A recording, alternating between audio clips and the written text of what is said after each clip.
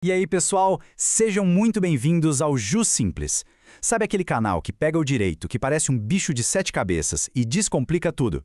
Pois é, somos nós. Aqui, a gente traduz o juridiquês para a linguagem que todo mundo fala e entende no dia a dia. Então, no papo de hoje a gente vai fazer uma coisa bem legal. Vamos seguir o rastro de um problema comum desses que acontecem com qualquer um e ver como ele se transforma num processo judicial. Vamos descobrir quem é quem nessa história e o mais importante, por que o juiz precisa ser totalmente neutro. É tipo a peça-chave de todo esse quebra-cabeça. Bom, para começar, vamos direto ao ponto com uma pergunta que, olha, muita gente já deve ter se feito, né? Como é que uma confusão do dia a dia, sei lá, uma batida de carro ou uma briga de vizinho, de repente vira uma coisa super séria, um processo formal lá no fórum? Bora desvendar esse caminho. Olha, o começo da história é quase sempre igual. Primeiro, alguém tem um problema, certo? E não consegue resolver sozinho. O que essa pessoa faz? Procura um advogado. E é esse advogado que vai pegar essa reclamação toda e transformar num documento oficial para dar o pontapé inicial na justiça. Esse documento inicial, que tem o nome técnico de petição inicial, é tipo o apito que começa o jogo. E a partir daí, duas figuras muito importantes entram em campo. Vamos ver quem são esses protagonistas. Então, em basicamente todo processo desse tipo, a gente vai ter dois lados, um contra o outro, com nomes específicos. De um lado, a gente tem o autor, que é a pessoa que está começando o processo, que está reclamando de algo, e do outro lado, o réu, que é a pessoa que está lá para se defender quem está sendo processado. Para ficar bem fácil de entender, vamos pensar num exemplo prático. Imagina só, o João bate no carro do Pedro. O Pedro fica indignado e decide processar o João. Nesse caso, quem é quem? Simples. O Pedro é o autor, porque foi ele que iniciou o processo. E o João, ele é o réu, porque é ele quem está respondendo pela batida. E é aqui que a coisa fica interessante. Pensa bem, tanto o autor quanto o réu têm um interesse gigantesco no resultado, né? É óbvio, cada um quer ganhar. É um verdadeiro cabo de guerra com cada um puxando a corda com toda a força para o seu lado. Então, peraí, se tem dois lados, cada um puxando para si, quem é que garante que a decisão vai ser justa? Quem vai equilibrar essa balança? Pois é aí que entra a figura que é, talvez, a mais crucial de todo o processo. E esse terceiro elemento é o juiz, ou a juíza. E aqui está o pulo do gato. Diferente do autor e do réu, o papel do juiz não é torcer para ninguém. Pelo contrário, a função dele é ser 100% neutro, totalmente imparcial, sem qualquer interesse em quem vai ganhar ou perder. Gente, isso aqui é a base, o pilar que sustenta toda a nossa justiça.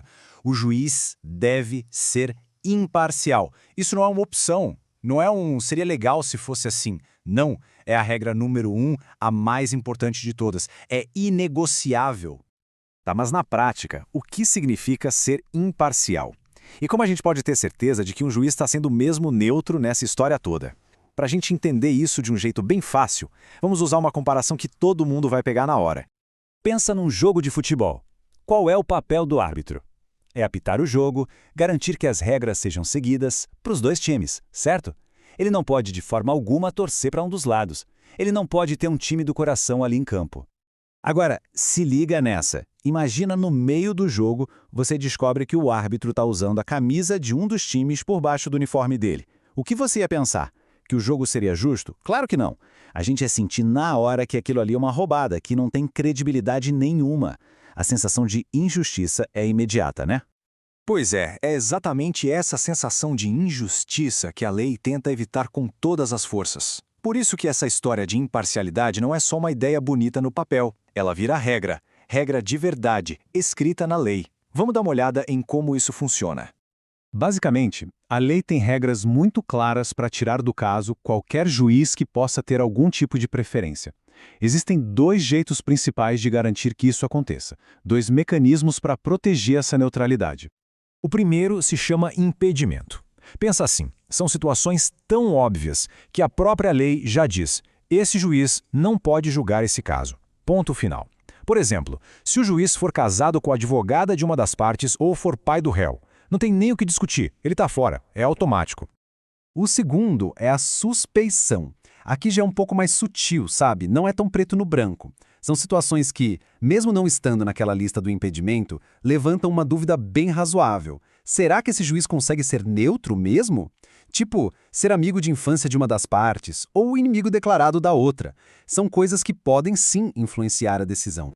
Então, o mais importante de tudo isso é entender que essas regras não são de mentirinha. Elas são a garantia do nosso sistema de que o jogo vai ser justo para todo mundo. É o que garante que o juiz vai ser sempre o árbitro neutro e nunca um jogador disfarçado torcendo em segredo por um dos times em campo. E aí, esse papo ajudou a clarear as coisas? A entender um pouco melhor o mundo do direito? Se sim, então já sabe o que fazer, né? Deixa aquele like para fortalecer, compartilha com quem também precisa saber disso e, claro, se inscreve no canal para não perder nada, porque aqui no Ju Simples a gente acredita que a lei é para todo mundo e a explicação também tem que ser. Então, não se esquece, curte o vídeo, manda para um amigo e se inscreve aqui no Ju Simples. Valeu demais pela companhia e a gente se vê na próxima.